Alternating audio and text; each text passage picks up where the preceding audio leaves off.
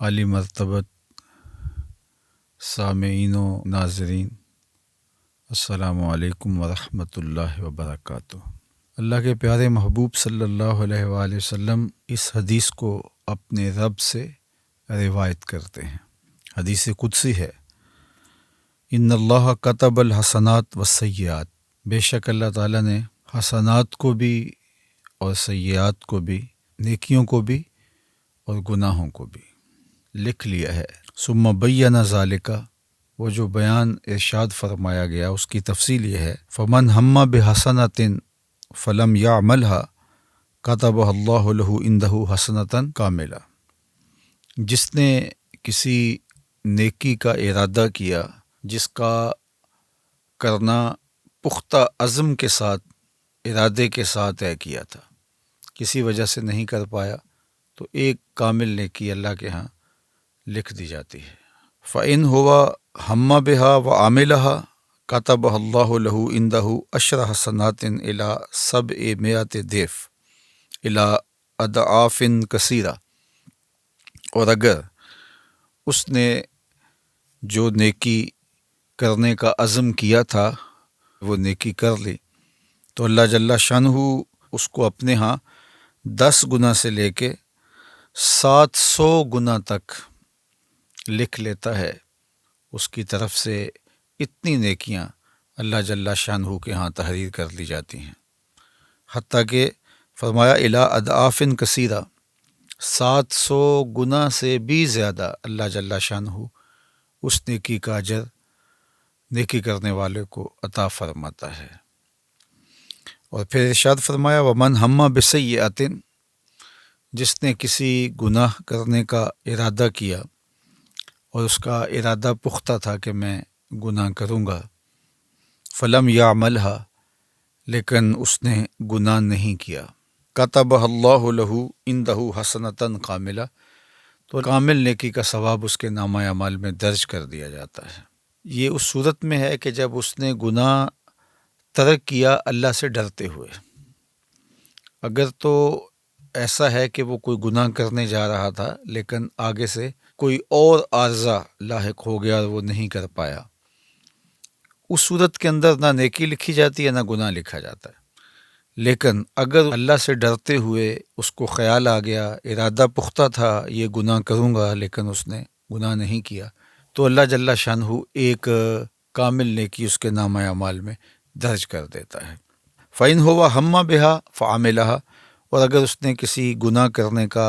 عزم مصمم کیا تھا، ارادہ کیا تھا، اور اس نے پھر وہ گناہ کر بھی لیا، کتبہ اللہ لہ سیئۃ واحدہ،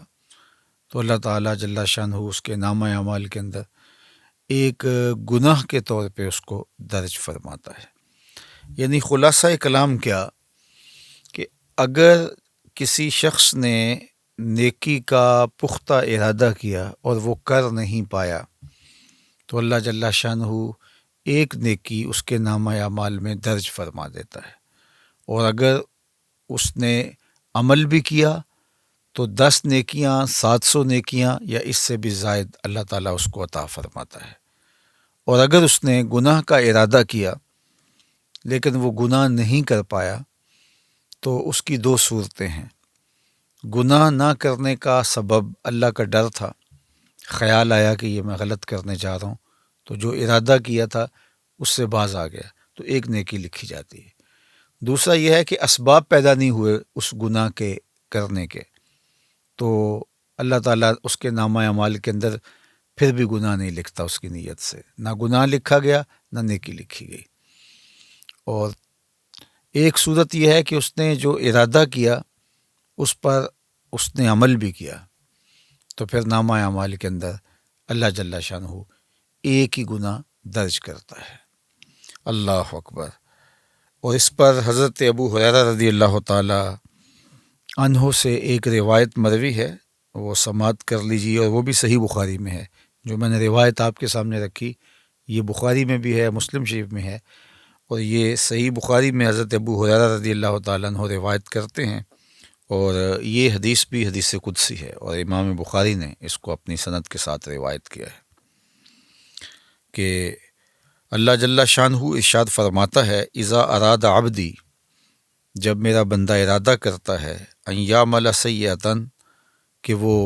گناہ کرے، فلا تکتبوها علیہ، تو اس کے نامہ اعمال میں اس کو درج نہ کرو، حتی یعملها، یہاں تک کہ وہ گناہ کر گزرے۔ فإن عملها فاکتبوها بمثلها، اگر وہ گناہ کر لیتا ہے تو پھر اس کی مثل ہی لکھو، یعنی ایک ہی گناہ درج کرو اس کے نامہ اعمال میں۔ وَإِن تَرَكَهَا مِنْ أَجْلِي،